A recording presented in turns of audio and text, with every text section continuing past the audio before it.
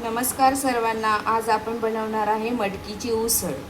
त्यासाठी आपण एक वाटी मटकी घेतलेली आहे, कांदा घेतलेला आहे चिरून, थोडासा कढीपत्ता आणि आपण थोडंसं वाटण बनवलेलं आहे, ज्यामध्ये लसूण, खोबरं, कोथिंबीर आणि टोमॅटो आहे अर्ध, ह्याचं वाटण आपण तयार करून घेतलेलं आहे। तर चला आपण मटकीची उसळ बनवूया।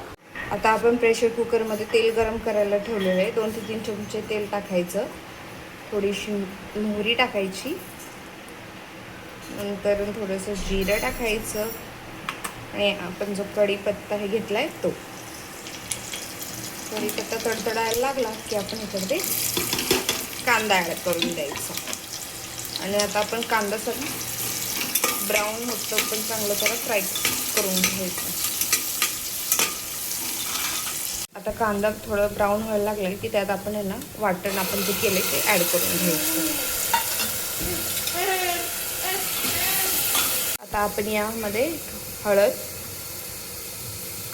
कांदा लसूण मसाला 2 चमचे, तुमच्यानुसार तुम्हाला जसं तिखट आवडेल तसं तुम्ही ॲड करू शकता याच्यामध्ये। आता या मिश्रणामध्ये आपण मटकी टाकून घेऊ,